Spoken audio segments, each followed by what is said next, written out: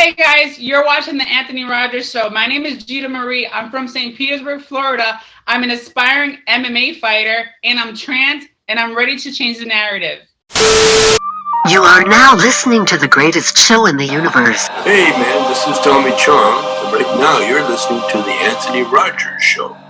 Hey, this is Jordan Belfort, the real Wolf of Wall Street, and you're listening to the Anthony Rogers Show. The Anthony Rogers Show. Hey, what's up, guys? It's Sean Danielson from Smile Empty Soul, and you are listening to The Anthony Rogers Show. The Anthony Rogers Show. Brian Banderak from the Verve Pipe here, and you're listening to The Anthony Rogers Show. Hey, this is James Jude Courtney, Michael Myers, a.k.a. The Shape, in Halloween 2018, Halloween Kills, and the soon-to-be-released Halloween Ends.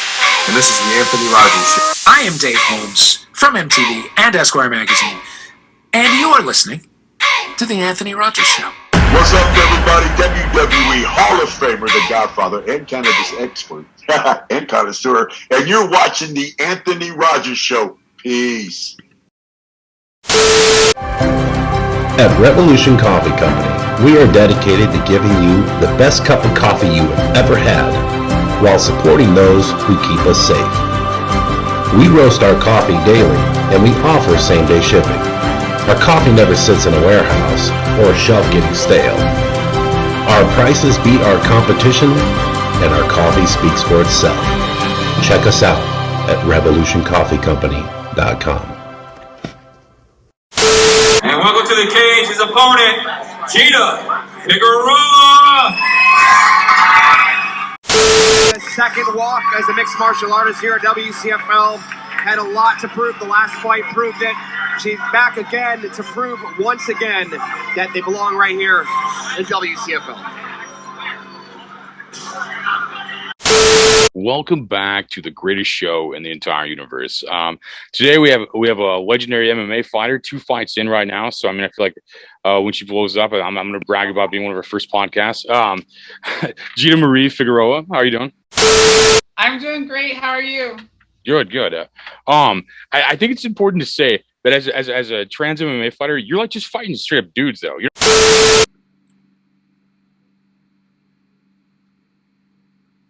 You're not using this excuse to like beat up women and stuff. You're fighting dudes, and that's crazy, right? Yeah, that's what I'm supposed to be doing. That's the more moral and ethical way to go about any sport when it comes to my situation. And I've always been like that since I was a very young child.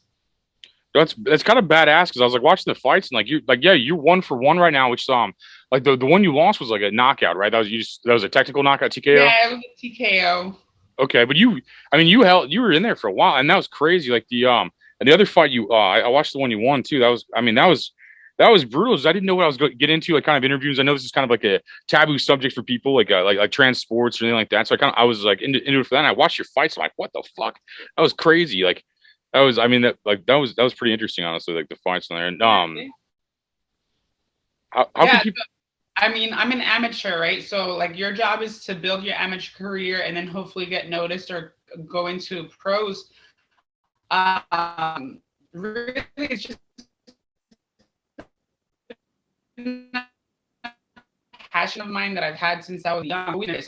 I actually was a dancer for 11 years. So I was always athletic. When it came to sports in combat, that really came from my family. Being Puerto Rican Italian from a city outside of Boston where it was really like ghetto hood. Everything was fight driven, war driven. Like we had to be little badasses all of our lives. So I just fell in love with the sport, the whole, the culture behind it, mixed martial arts in general. Like it's something that I'm drawn to. But I always had to ask myself, like, how was I going to go about it? And it was never a question that I was going to compete with other natural born males because of my stature, because of my strength, because of the way I was raised. With morals, values, and ethics and stuff like that. And just, I kind of just hit a fork in the road about 10 years ago. And I was like, do I transition and then compete? Or should I just compete, be the next MMA star and then transition after I have thousands of dollars. And I was like, nah, fuck that. I'm going to transition because it's really, my biggest issue in life was always looking in the mirror. Like, it didn't make sense to me the way I looked compared to the way I thought about life and who I was as a person. But one thing I knew for sure, that I was going to compete against other males. And I felt like that would be the more badass way to go. Like, whether I win or lose, I feel like 99.9% of the human population is going to be like, damn, Gita is a bad bitch. And that was more, it wasn't for the clout, it wasn't for the fame or anything like that. It was just, I wanted that respect, that no matter how I looked and sounded and walked this earth as a trans person, that I was at least going to compete in the way that majority saw fair. Yeah, no, that's crazy. I think it's a very reasonable thing to say, you know. And like, I think it's crazy because I think a lot of people like looked at sports like with trans athletes is like whenever men were transitioning to swim in like women's leagues and stuff, they're like oh come on, like they were smashing like women's records basically. I think a lot of people were pissed, and I think it's like it's super fucking ballsy to do that, in my opinion. Like what you're doing, I think it's super fucking ballsy. And then like, what kind of styles of fighting are you like trained in or like familiar with, whatever? Okay, so since I was really, really young, my mom was actually the fighter in the family. Like that chick, she's like 5'2" and super strong. And I couldn't even take her until I was like in my 20s. Like that's how strong she is. And that is also a part of the conversation that we can tap into on like how there's badass women out there that can whoop men's asses, but it all boils down to like the ethics and the morals. Now for me, I never wanted to be that person that was like, oh, I'm just a boxer, I could only do stand-up, or, oh, I'm just a grappler. Like, in order to be a mixed martial artist, you have to be well-rounded. So my biggest thing in all of my life was basically turning a street brawler that did anything and everything into a really fine-tuned, crisp mixed martial artist. So I have trained in all aspects of fighting. I love wrestling, I love Brazilian Jiu-Jitsu, and I love boxing and Muay Thai. So I try to do a little bit of everything so that I don't have an excuse when it comes to the fight game. Like I want to be able to do anything at any point against anyone, regardless of what discipline it is. So when it's a full spectrum of MMA and you have your elbows, your knees, and you get to slam people, that's I'm in my realm. Like I want to be able to have everything. I've always been one of those people that it's like I want to have all the weapons to go into war. I want to have all the tools I need to succeed. So when it comes to that question and like what's my style or what I've trained in, I've done a little bit of everything so that I wouldn't have any excuses when competing. No, I like that. Yeah, you have like arms and shit too. Like I've seen those fights. That's crazy. That's gotta be crazy. Like yeah. What? So you've been in 2 fights so far. One in February, one in June. Like when's your next fight? So funny thing is, after this last fight, it went super viral. The TKO, my opponent, he posted it on TikTok, and what was funny is that it got 4 million plus views and 12,000 like hate comments, like because he didn't. His caption was like, "Oh, given an equal opportunity to get knocked the fuck out," which I thought was funny because leading up to the fight, he never talked like that or acted that way. Because I was just like, I mean, he was a very respectful opponent the entire way. But now he's posting and getting all this clout and fame on his TikTok over this TKO. Like he didn't show the part when I slammed him twice across the octagon. He didn't show when I almost submitted him. I actually had him in an ankle lock, but I had the wrong leg. I was supposed to be on the right leg. Anyways, the next fight is supposed to be October 8th. And the matchmakers and I have been in contact. They were in my DMs a couple of days ago, and I'm one of their biggest promoters. Like when the first fight, you can hear in the commentary that I had one of the highest in pay-per-view sales. I was the highest in tickets. I had the biggest crowd at both fights. I've been promoting myself for the past 10 years. just trying to get my name out there, not only as an athlete, but a trans athlete. And I'm not an advocate, but I wanted to prove to people that this is something that's never been done before, or at least to this extent. Like, yeah, I've seen trans people in like, what would you say? I mean, like lower level type promotions, but they're not promoting themselves. They're not working on the beauty aspect. They're not working on the fans aspect. They're not working on promoting themselves as a star, because at the end of the day, we're entertainers. We're not here just to fight. We're here to entertain the fans. What gets our name out there is the fans and their wallets. So I've worked my ass off to get to this point. And so October 8th, WCFL, which is going to be the only promotion I want to work with because it's here in Tampa, and they've been in the forefront of putting my name out there and giving me a chance. The matchmakers told me that they're working on getting me an opponent, and it's going to be their 10th year anniversary. So I'm like, yeah, why the fuck not? It's going to be the biggest party that they've ever had, the biggest event that they ever had. So I was like, I want in on that. By the time October 8th comes around, with all these interviews that I'm doing, with all the promotion that I'm doing on my TikTok and my Instagram and my Facebook and my YouTube, my name is going to be so big. It's going to bring you guys a lot of money. So that's honestly my biggest thing, is building my career. I don't want to just stay 1-1. I want to have a 2-1 record by the end of the year, or maybe even 3-1. Like I lost and I felt like I needed it. Like, if you've seen the fight, I was smiling when it ended. I was like, I fucking did it. I don't care. You seemed into it. Yeah, I saw that. He could have whooped my ass in the first 5 seconds, and I was the happiest person in the world that night, because I was like, 2 months of training by myself, no coach, no team, going to the gym with my boyfriend,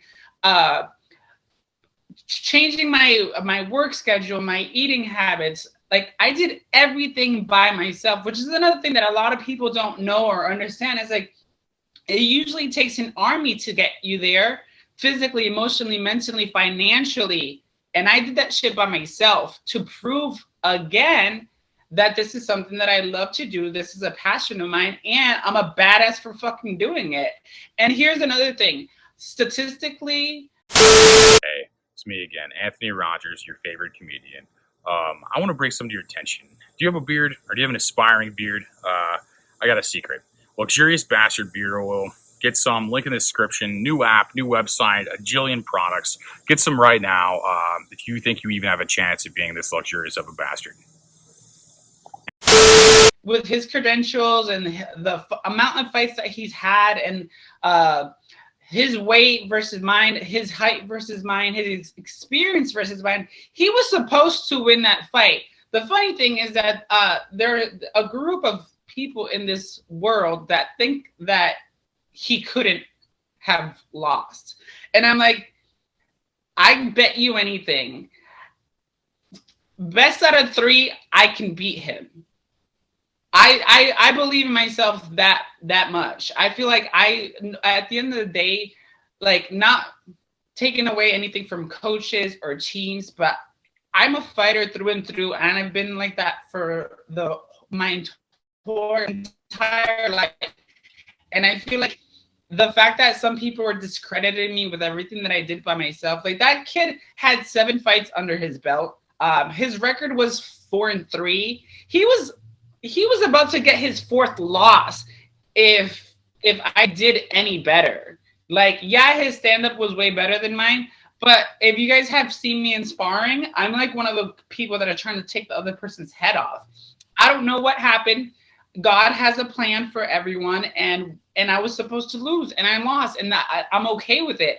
I was still happy with my performance. I still proved that I was strong enough. Like, I literally picked his leg and then threw him across the octagon.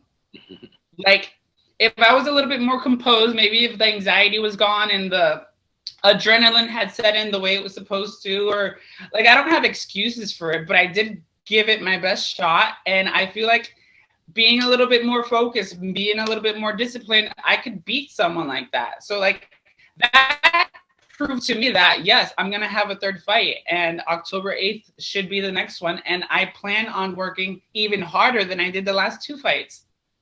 Yeah, I think everybody loses every once in a while to get better. I think I think starting off strong, like winning your first fight. I mean, that's gotta give you like a great confidence. Like you're like, man, I knew I could have done this, blah blah blah. Then so, I mean, some people need to be knocked down every once in a while just to like get better and learn from like losses. Really, I mean, it's just lessons, really, you know. And then where can people like Google like this stuff and like find? I mean, I found a lot on YouTube and stuff. Where can people watching this find your past fights and your next fight?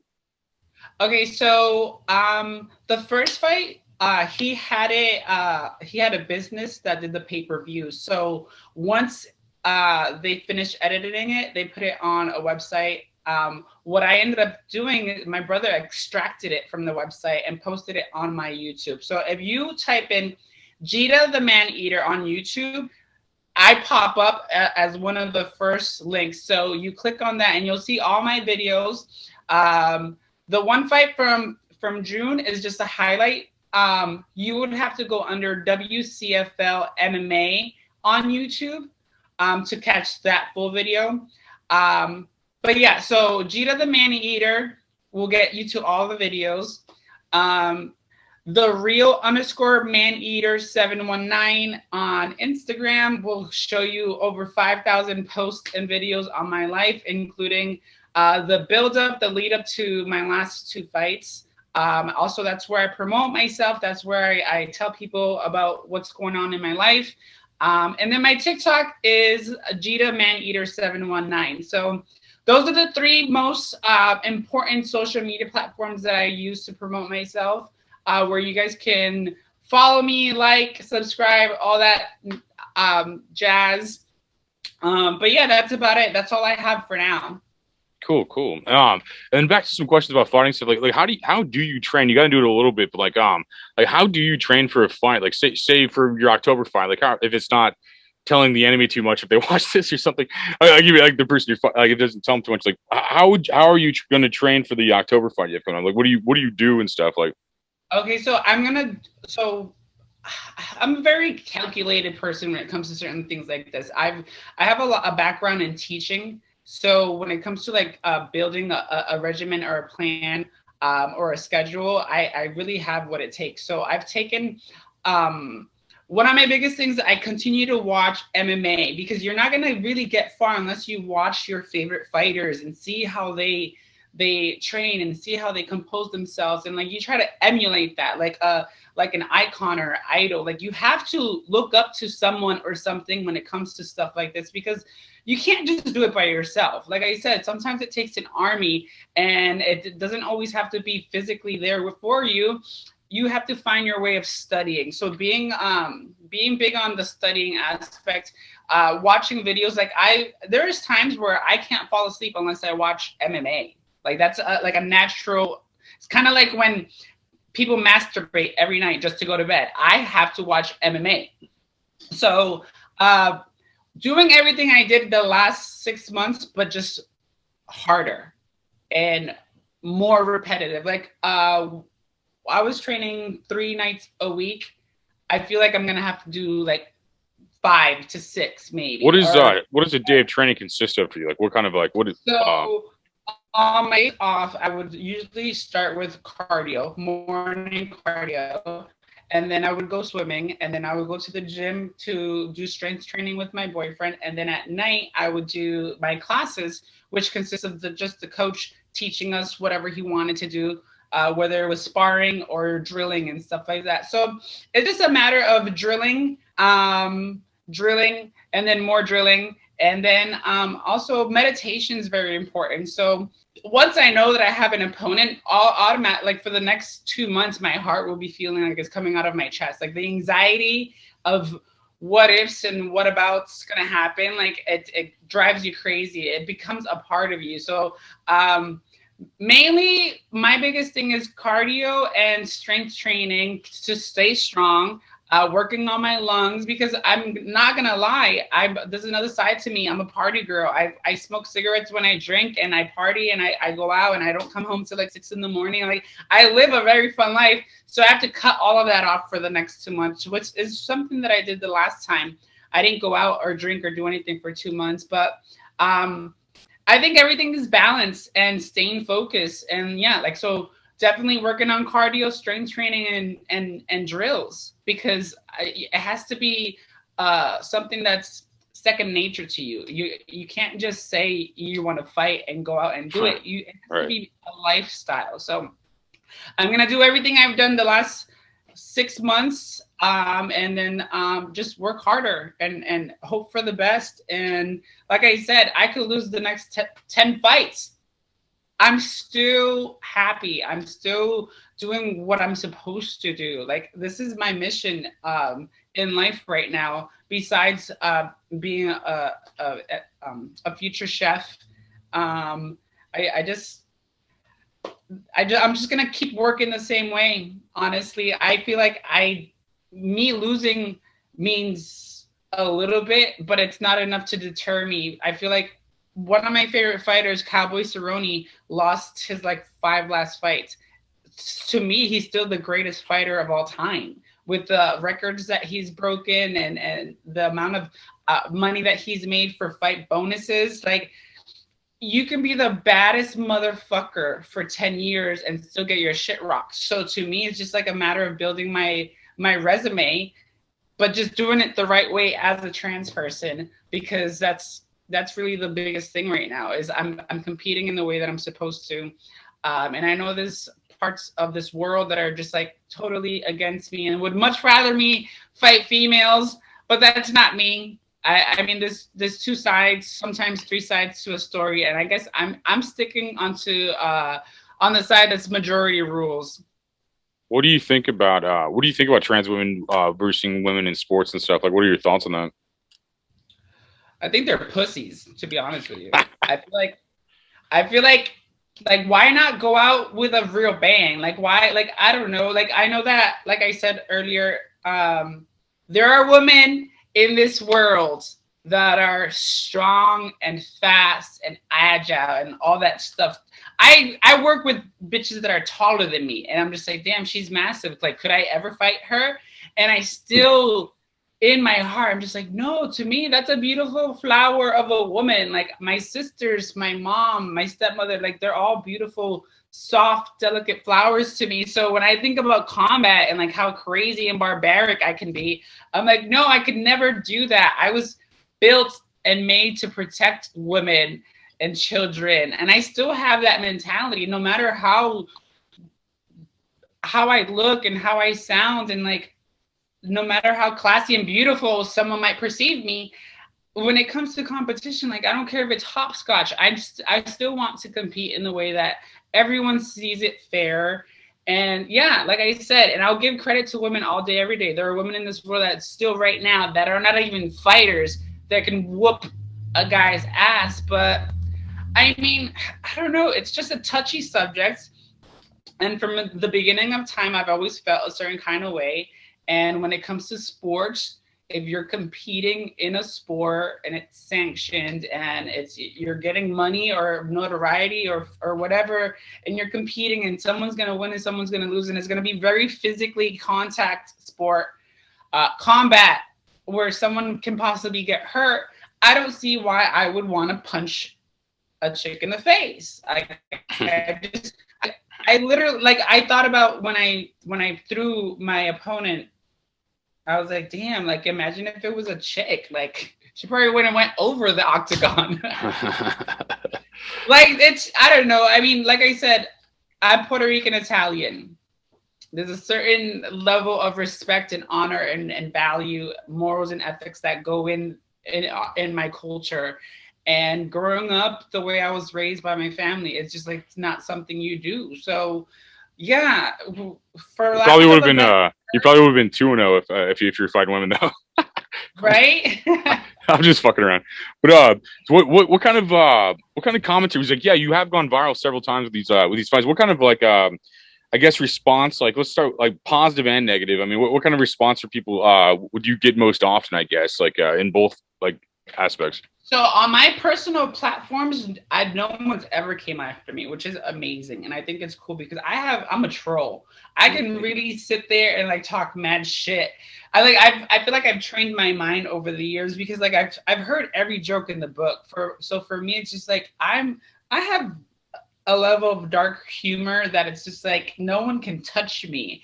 I mean, I can get a little defensive sometimes, but it's just like, for me, it's like the audacity of this motherfucker doesn't even know me to say this. But then there's a switch that goes off in my head and I become that person that's like, oh, I'm going below the belt. So on the TikTok thing, there was a lot of people that thought I was a real female and they were making fun of the fact that I went into the cage to fight him. There was another percent of people that were making fun of me for being trans and being like, oh, like this is what you get. And then there was another percent of people that were like giving me credit, which is a very small amount. And I was just like, wow, it's like all over the platform. But it was because on the caption, he didn't tag me. And then he didn't also tell the story. Like he was on his record was 4-3. So it seemed like they were trying to look for a one up. Like he was trying to fix his record. Because obviously if he would have lost to me and gone 4-4, I think the guy would have gone into depression fucking for the next year. Like, so what ended up happening is little by little people started coming into my page and like him posting that brought me followers and likes and comments. And so like anyone that really finds out the story, they're like, oh, they're giving me credit where it's due, obviously. But yeah, it's funny because I mean, you can go on my profile and I don't promote trans anything unless it's on TikTok, but I'm not very, like for me, my story is more than just being a trans person. My name is Gita-Marie. I'm a badass at many different things and aspects in life. Like trans is not who I am. It's just a part of me. It's a part of why I'm so great as well. So I'm not big on like being an advocate and a promoter of that stuff. I'm just like, I'm promoting human rights, equal rights, living a positive, humble, caring, loving life, spreading love and joy, being a good person, following your dreams and doing things that you really love, but doing it in the way that people are going to love you and respect you. So I've gotten a little bit of both, but more on his page, it was like just people talking shit. And if you go on it and you find it, you'll see where I respond to like hundreds of people, but my responses are like 100 times worse than what they gave me, because I'm just like, you know, the audacity that you took the time to watch this video and then talk shit about someone that you don't even know the story. You don't have any background. So I'm like, fuck you and the person that made you. Yeah, that's crazy. Like I feel like you spin that pretty interestingly. Like that already has like 4 million views and stuff. Like if you're like stitching it or whatever it's called, like I forgot the exact word is called, but like a duet. Yeah, duet. My bad. Yeah, no. Yeah, if you duet those, I mean, I bet they'd blow up and shit if you haven't already. But no, I found you on Instagram. I didn't know that was already blown up on TikTok and stuff too. I saw the fun on Instagram. I'm like, I knew it was a controversial like subject and stuff. I just want to get like another side of it, and that's kind of what I do, is just let people like tell their story more or less. Because I think that's important because like people are seeing it on the news, like and like all this different stuff, and they're like, what's going on in my town or whatever, you know, whatever the fuck. And then like it's just interesting to hear the side of the athletes, you know, and from my perspective. You know what I think is crazy? Like I'm gonna say this on air because I've said it multiple times, and I want people to like quote me one day. I don't want fans. I want friends. I don't want fame. I want fortune. I want to be able to take care of myself, my family for the rest of my life. And that's one of my biggest goals when it comes to this. But like the fact that mainstream media has yet to discover this story and put it out there, I'm about to make it to my third fight. I feel like it's like, who the fuck is back there working and just putting all this negativity when it comes to the trans narrative in sports? Like they're so fast to put a story up on trans people competing against females, but little old Gita is still here trying to tell a story so that the world can change when it comes to perceiving us. And whether you disrespect us or respect us, I want this side of the story to be told. And like, I don't care to be on the news or be interviewed. Like, I mean, Joe Rogan, that would be goals. Ellen and Oprah don't give a fuck about that type of stuff. Like, but I want real raw type news footage on this side of the story, because with the Alana McLaughlin and the swimmer, which I keep forgetting her name, she's and then there's like I watch a lot of track and field. It's like one of my other things growing up I've always loved to watch. There's a lot of Africans that are constantly in the news over like their testosterone being too high and them being not able to like compete against females. And like Christine Mboma has YouTube videos where people are questioning whether she's a man or a woman. Like, I like, well, so where and when and how am I going to be able to tell this story so that people don't just look at trans people in such a terrible way when it comes to sports? Like, I'm going in there and I'm coming out with blood. We're slamming each other. We're punching each other in the mouth. No offense, my first opponent, he's an amazing man. He's been so respectful, but he rocked 2 black eyes for 2.5 weeks, even longer.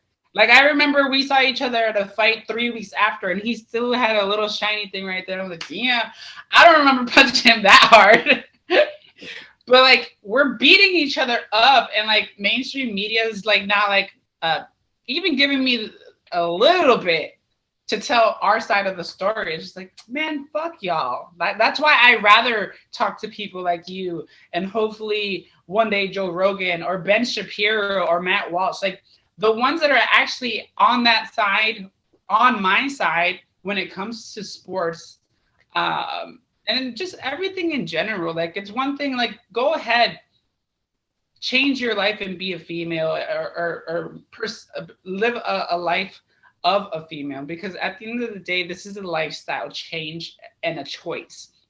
I wasn't born this way. I literally went to doctors and scientists, and we got me to where I am today. It just fits well. Like, I just am Gita-Marie. Like, there are people in my family that are like, dude, like, you were meant to be this way. Like, it comes so naturally. Like, I have women in my life that are inspired by me, and I will never be an actual biological female. But for me, it's like, do it in a way that's going to be honorable, that your family's going to have no choice but to love you. And that's what I did with mine.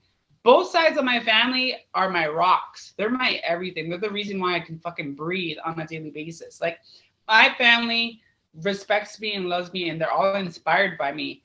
But more so because I walk every day with my head held high, being positive and being loving and caring and nurturing and doing things just like this. That's gonna, when they look back on it, they were like, you know what? I might not have agreed that she transitioned, but she's doing it in such a classy, graceful way. Like, even my dad is like a man of all men. I was his firstborn male. I was named after him, and I'm one of the ones that like really look like him the most.